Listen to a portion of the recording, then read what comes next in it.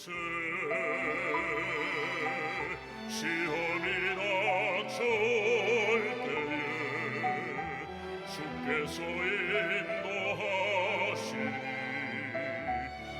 두려움 없네. 감사해. 고통이 찾아올 때에 주께서 지켜주시니 승리하리라.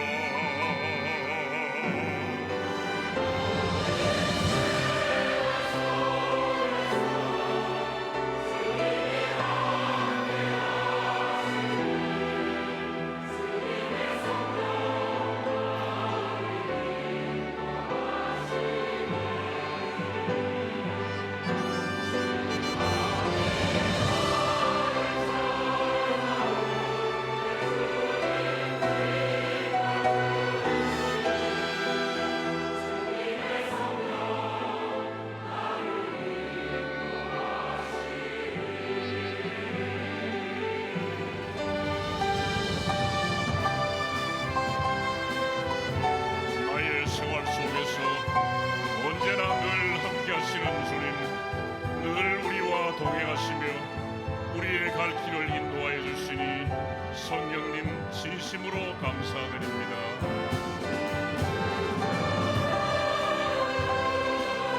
우리가 지칠 때나 괴로울 때, 또 슬플 때나 시험이 닥쳐올 때에 언제나 지켜주시고 보호해 주시는 주님, 감사드리옵나이다.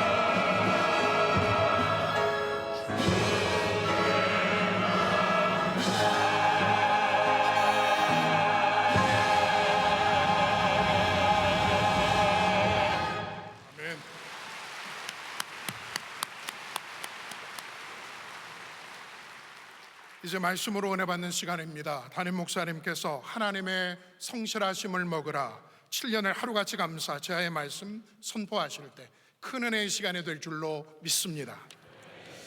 모든 것이 감사합니다. 하나님의 크신 감사의 영광을 올려드립니다. 서곡부터 많은 순서들과 우리 찬양대의 찬양까지 우리 다 너무나 귀하고 은혜가 되는 순서였습니다. 다 하나님께서 기쁘게 받으신 줄로 믿습니다. 어느 유명한 남자 배우가 있는데요. 이분은 팬들한테 시달려서 이렇게 팬들이 있으면 두려워서 도망가고 자꾸 피하는 사람이었습니다. 너무 인기가 많다 보니까 사람들이 자꾸 찾아오고 사진 찍어달라고 하고 사인해달라고 하는 이런 것들이 너무 부대끼는 겁니다. 그런데 어떤 다른 배우가 있는데 이분은 뭐 아주 명배우고 대배우예요. 훨씬 더 인기가 많은 분인데 그분은 오히려 팬들을 만나면 잘 소통하고 또 시간을 내어서 사진도 찍어주고 사인도 해주는 그런 분이었습니다. 그래서 조언을 구했어요. 선배님은 어떻게 해서 그렇게 팬들을 잘 대해주시고 그분들을 귀찮아하지 않습니까? 했더니 이 대배우, 선배 배우가 이렇게 얘기했대요. 한마디로 고맙잖아 그랬대요. 고맙잖아. 이 후배가 이 이야기를 듣고 팬들을 대하는 태도가 완전히 바뀌었다고 합니다. 저도 사실 종종 이 말을 기억하려고 합니다. 사람들을 만날 때 이런저런 일 있을 때 고맙잖아, 고맙잖아. 기도해 달라고 이렇게 갑자기 쳐들어오시는 분 계실 때 고맙잖아, 고맙잖아. 길 가는데 붙잡고 목사님 기도 제목이 있습니다 얘기하실 때 고맙잖아, 고맙잖아. 제가 별 볼 일 없는 사람이었으면 지나가나 안 지나가나 상관도 안 할 텐데 붙잡아 주는 것만으로도 고맙다라는 그런 생각이 들 때가 있습니다. 여러분, 감사는 우리의 태도를 바꿉니다. 그래서 정말로 귀합니다. 우리 어린 아이들 이제 태어나서 엄마 아빠를 먼저 배우지 않습니까? 그리고 나서 그래도 좀 의식이 있는 집안, 교양이 있는 집안은 무슨 말을 가르칩니까? 감사합니다, 고맙습니다부터 가르치는 거예요. 여러분, 아이가 뭐부터 배우셨습니까? 우리 명성교회 아이들은 좀 달라요. 우리 명성교회 아이들은 아멘을 먼저 배우고 할렐루야를 먼저 배워서 꼭 지나가는 아이들 만나면 저한테 개인기 시킵니다. 아멘 해봐, 아멘 해봐. 그래서 어린아이들 제 앞에서 아멘 막 이러고 그러거든요. 근데 그래도 제대로 된 가정이라면 반드시 감사합니다를 먼저 가르칠 겁니다. 교회도 마찬가지입니다. 어떤 교회가 좋은 교회냐면요, 감사를 귀하게 가르칠 수 있는 교회, 감사를 중요하게 여기는 교회. 이런 교회가 그래도 하나님이 기뻐하시는 수준이 있는 교회가 되는 겁니다. 저는 그래서 우리 명성교회에서 감사하는 성도들이 많이 나왔으면 좋겠습니다. 우리 성도들이 바깥에 나가셔서 식사할 때도 사람을 만날 때도 삶을 살아가면서 여러분이 감사합니다를 많이 하신다면 제가 너무 자랑스러울 것 같아요. 아, 우리 교인이 이렇구나. 여러분, 우리가 이벤트성으로 잠시 한 번 감사하는 거 누구나 할 수 있지만 감사가 지속적이고 연속적이면서 우리의 삶의 태도가 되는 것은 결코 쉽지 않습니다. 저는 오늘 여러분과 함께 본문의 말씀을 통해서 좀 그런 얘기를 나눠보고 싶습니다. 시편 37편은 이 악인들이 득세하고 악인들이 잘 되는 것 같은 세상을 바라보면서 내가 어떻게 하나님을 신뢰하며 성실하신 하나님을 바라보며 살 것인가에 대한 질문과 해답이 함께 있는 말씀입니다. 결론적으로 오늘 시편의 저자는 우리가 보기에 저 득세하고 있는, 저 대단히 잘 되고 있는 악인들은 들의 풀처럼 다 사라질 것이고 그 땅을 결국은 누가 차지하게 되는가? 바로 여호와를 성실하게 신뢰하는 사람들이 차지하게 될 것이다 라고 말하고 있습니다. 여러분, 이거 굉장히 중요한 겁니다. 왜냐하면 우리가 지금 딱 보면 이 들판에 다 잡초들이 무성해서 얘네들이 땅을 차지한 줄 알아요. 저 악인들, 저 권력 있는 사람들, 저 나쁜 사람들. 그런데 하나님은 뭘 쓰라고 말씀하십니까? 그것들은 다 사라지는 것들이라는 거죠. 들의 풀들은 다 사라지지만 여호와를 경외하는 사람들, 성실한 사람들, 신뢰하는 사람들, 온유한 사람들은 그 땅을 기업으로 받을 것이다. 여러분들이 시냇가에 심겨진 나무가 결국 그 땅을 차지할 것을 말씀하고 계신 겁니다. 근데 우리가 사실 악한 사람들을 바라보면서 이런 마음을 갖기가 쉬운 것은 아닙니다. 그래서 그런 마음을 지킬 수 있는 사람을 신실하다라고 말하는 거예요.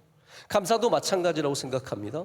우리가 감사하고자 하지만 분명히 세상을 바라보면 감사하기 어려운 일들이 많이 있습니다. 우리 삶에 감사하기 어려운 일들이 얼마나 많이 있습니다. 지금도 별의별 일이 일어나고 어려운 일을 당하는데, 그런데 그런 상황 속에서 우리가 성실하신 하나님을 바라보면서 한결같은 자세로 감사할 수 있는 사람, 그런 사람이 신실한 사람이며 땅을 차지하는 은혜를 갖게 됩니다.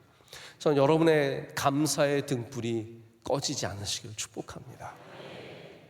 그래서 오늘 말씀에 핵심적으로 나타나는 신앙의 가치가 성실함, 지속성입니다. 하나님의 성실하심을 먹을거리로 삼아라 라고 말하고 있는데, 그것은 우리에게 하나님의 성실하심을 닮아가라, 그것으로 이 세상을 살아가라라고 하는 외침입니다. 그리고 그런 성실함을 가진 사람들이 결국 이 땅을 하나님께 받게 되고 차지하게 되고 기업으로 누리게 됩니다. 이번 우리 추수감사절의 주제가 7년을 하루같이 감사입니다. 그래서 오늘 저는 이 말씀을 통해서 어떻게 우리가 7년을 하루같이 이 지속성을 갖고 연속성을 갖고 감사할 수 있을까를 함께 좀 생각해 보기를 원합니다.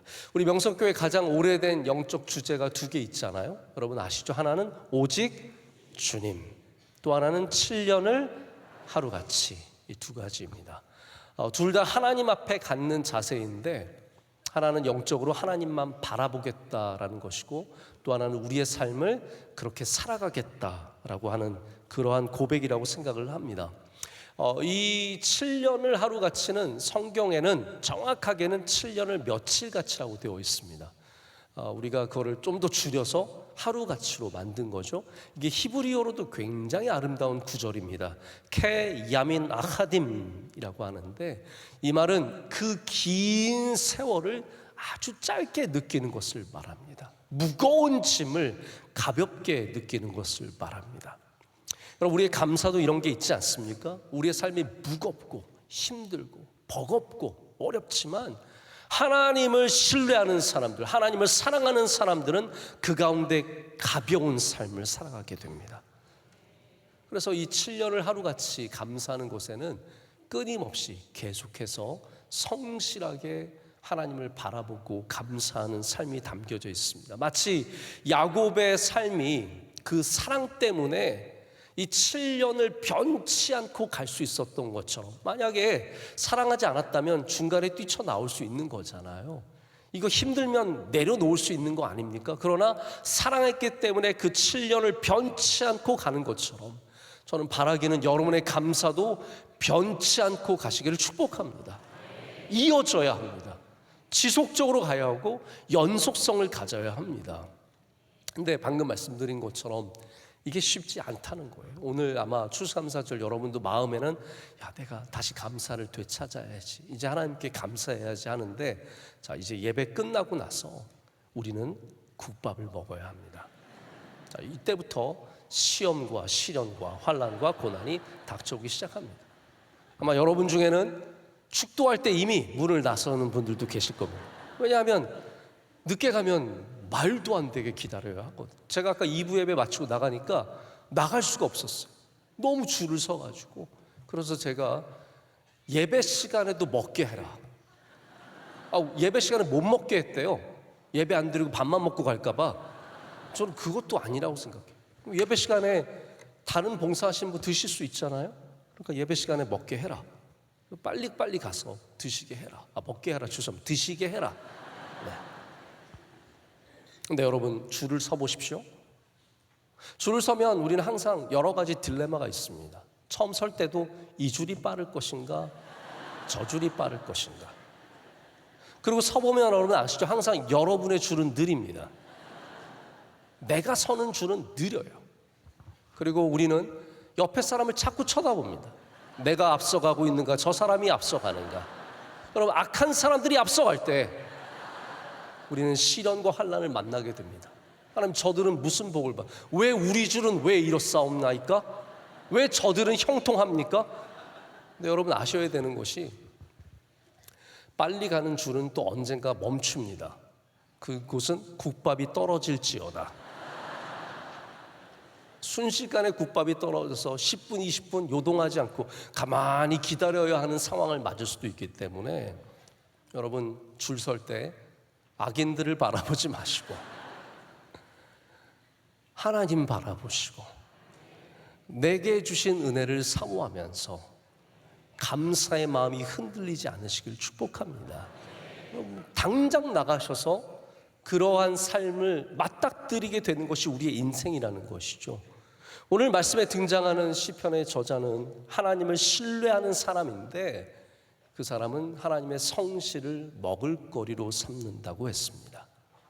그것은 하나님의 성실하심을 우리가 닮아가는 것을 말하는데 그럼 우리는 어떠한 하나님의 성실하심을 먹으며 살아야겠습니까? 첫 번째, 여호와를 기뻐하는 것을 우리의 먹을거리로 삼아야 합니다. 그래야 감사할 수 있습니다. 오늘 4절에 여호와를 기뻐하라 그가 내 마음의 소원을 내게 이루어 주시리로다 라고 노래하고 있습니다. 여러분 정말 아름다운 구절 아닙니까? 여호와를 기뻐하래요. 그러면 하나님께서 여러분의 마음에 있는 간절한 소망들을 이루어 주신다고 합니다. 근데 시편이 이 쓰여진 이 시대의 저자 삶과 수많은 사람들의 삶을 생각해 보십시오. 그때는 사람이 만든 우상에게도 무엇인가를 바쳐야 내 소원이 이루어지는 세상이었습니다.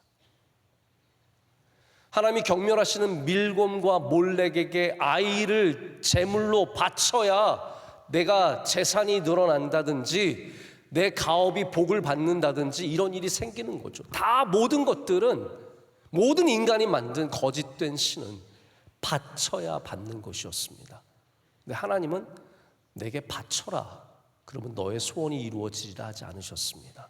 뭐라고 말씀하십니까? 나를 기뻐하라. 나를 기뻐하래요. 여러분 이건 어마어마한 전환입니다.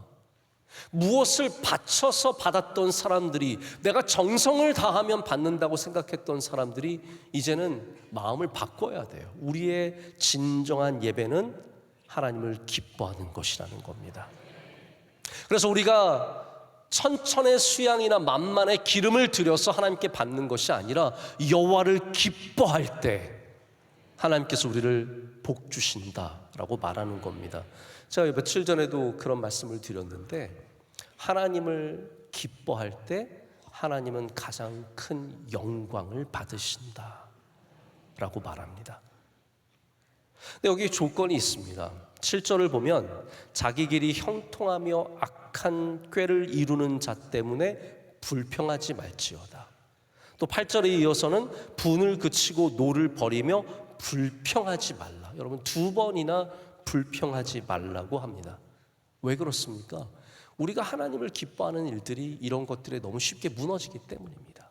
인생의 어려운 일을 만나고 어려운 사람을 만나고 괴로운 일들 속에서 우리는 자꾸 대신 불평하고 원망하고 분을 쌓는 일들이 있습니다.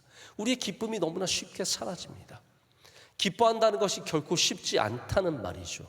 감사도 마찬가지입니다. 오늘 4절 말씀을 오늘의 주제로 변환해서 말하자면 여호와께 감사하라. 그가 내 마음의 소원을 내게 이루어 주시리로다 입니다. 성실한 사람들이 어떠한 사람들입니까? 우리 열심히 일하는 것을 성실로만 생각할 수 있겠지만 성경의 관점은 좀 더 깊습니다. 일을 할 때 기뻐하며 일을 하는 사람이 성실한 사람입니다. 내가 30년 봉사했다가 중요한 것이 아니라 30년이 지났는데도 여전히 기쁨으로 찬양할 수 있을 때 그게 성실함입니다. 40년, 50년이 지났는데 여전히 감사할 수 있을 때 그게 진정한 성실함이라는 것이죠. 우리가 하나님 앞에서 성실함을 먹을거리로 삼는 것은 그 자세를 말하는 것 아니겠습니까? 하나님께 지속적으로 감사하는 것, 7년을 하루같이 감사하는 이런 은혜가 우리 가운데 있기를 간절히 소망합니다. 미국의 유명한 뉴스 앵커였던 데보라 노빌이라고 하는 분이 책을 쓰셨는데 Thank You Power라고 하는 책을 쓰셨어요. 감사의 능력 정도로 번역할 수 있을 것 같습니다. 여기에서 이 데보라 노빌이라고 하는 분이 놀라운 감사의 경험들을 적고 우리에게 적극적으로 감사하라고 권고합니다. 한 번은 이분이 어느 먼 지역에 가서 일을 보고 저녁에 생방송에 맞춰서 돌아가야 하는 일정이 있었습니다.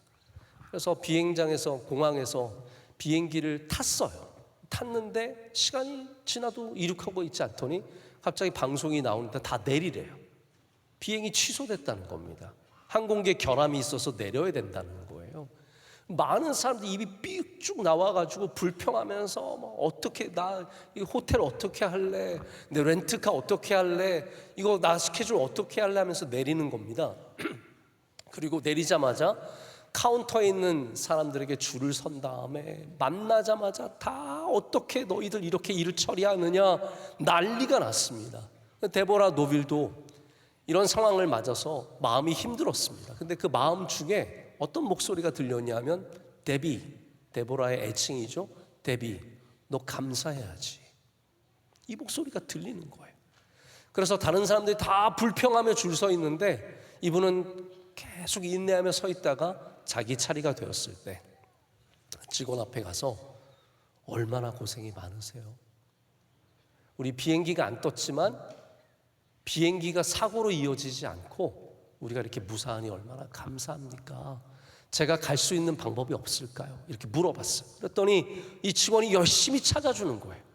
뉴욕 쪽으로 가는 공항이 여러 개가 있으니까 다른 데라도 내려서 갈 수 있도록 막 찾아주는 겁니다. 그러다가 우여곡절 끝에 비행기를 하나 찾았어요.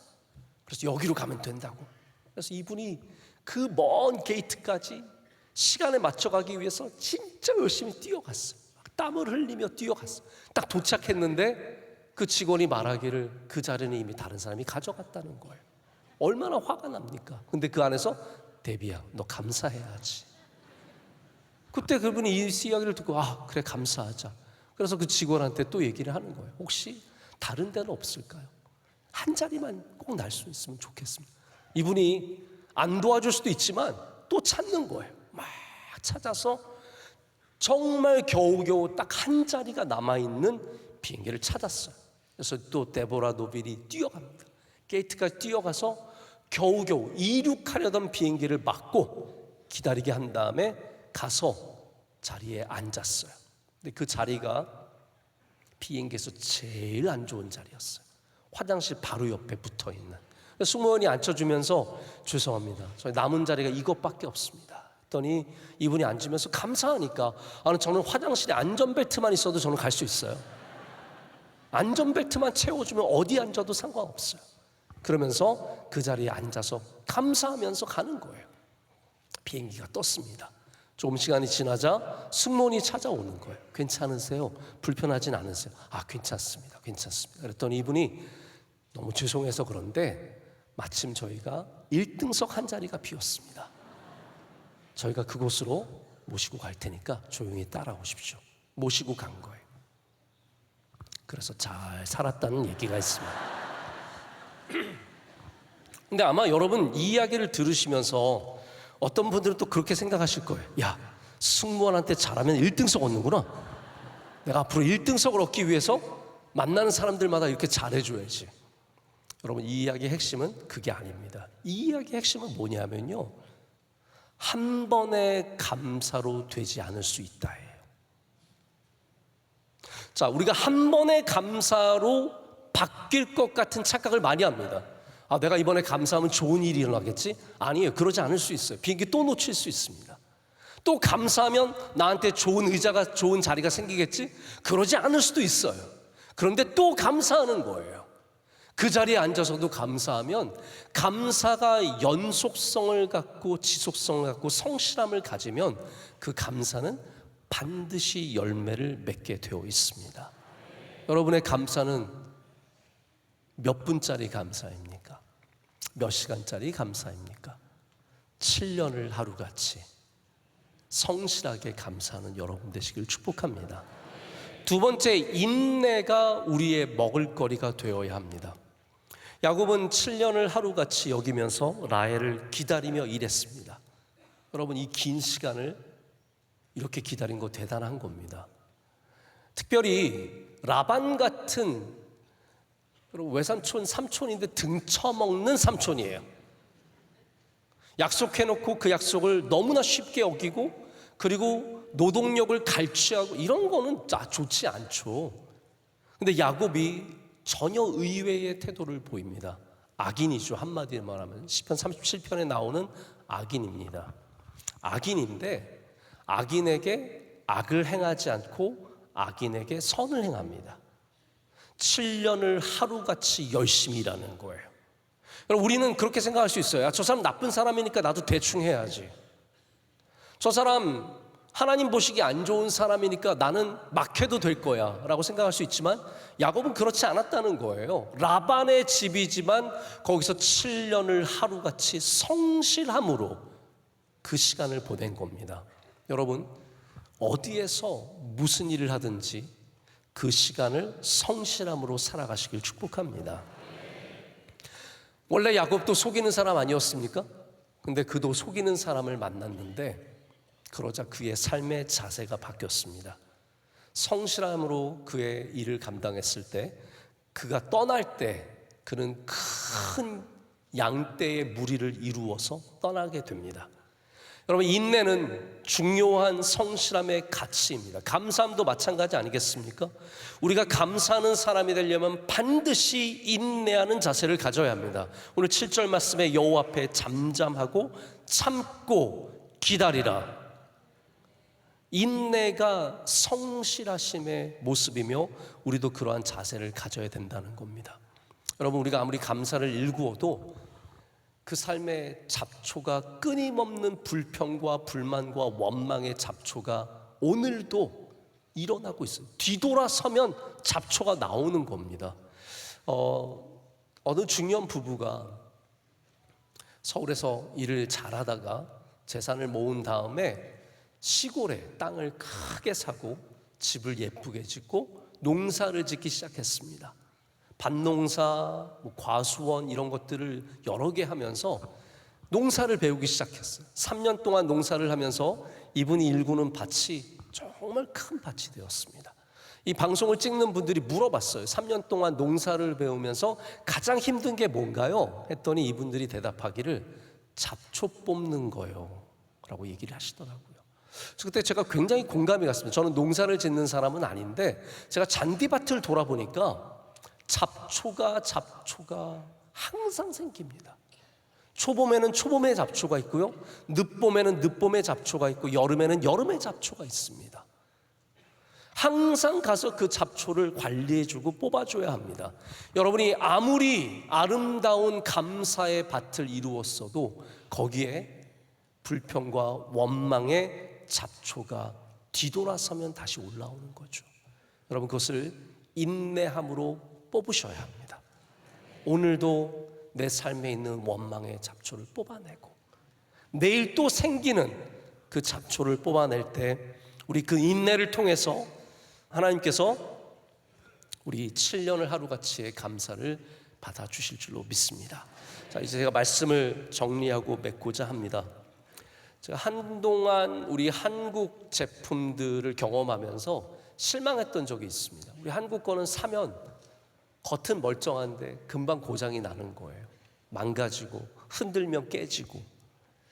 예전에 우리나라가 80년대 90년대에 포니, 엑셀, 엘란트라 이런 차들을 많이 수출했습니다. 근데 지금 미국에 그때 수출했던 차량들이 거의 남아있지 않습니다. 왜냐하면 내구성이 떨어지는 거예요. 10년 지나면 다 망가지니까.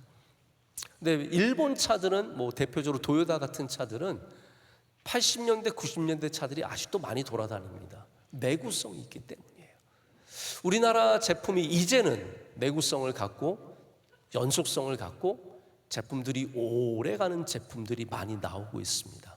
저는 성도들도 마찬가지라고 생각해요.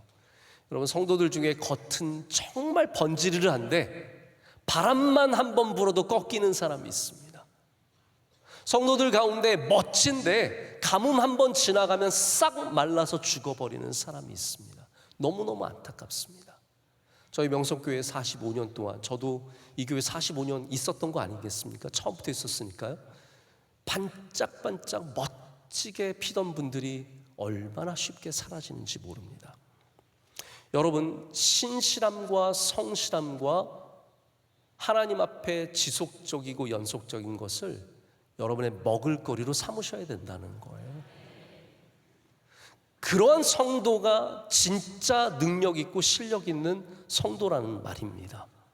그래서 우리가 마지막으로 하나님의 성실함을 담기를 원하는 것이 있습니다. 그 자세가 뭐냐면 오늘도 마음을 새롭게 하는 것입니다.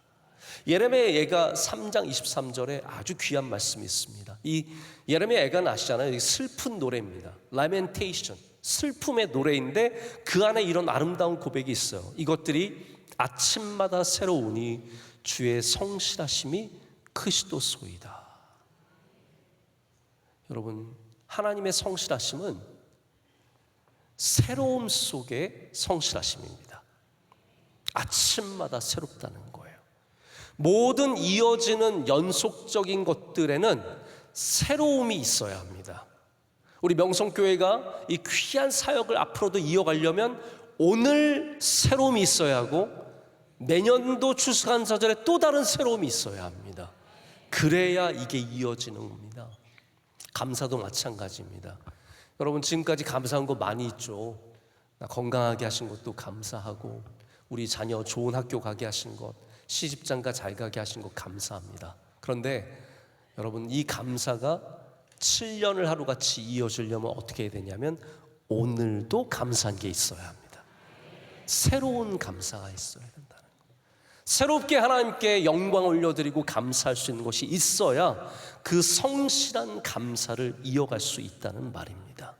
여러분, 오늘 우리 하나님의 성실하심을 우리의 먹을거리로 삼고 하나님의 성실하심을 담기를 간절히 소망합니다. 그러기 위해서 우리는 다시 한번 새로운 감사로 주님 앞에 나가기를 원합니다. 그런 사람들이 오늘 말씀에 전하는 것처럼 여호와를 소망하는 자들은 땅을 차지할 것이다 라고 말씀하시고, 예수님께서도 11절의 말씀 인용하시잖아요. 복 있는 사람들 말씀하실 때 온유한 자들은 땅을 기업으로 받을 것이다. 결국 누가 온유한 사람입니까?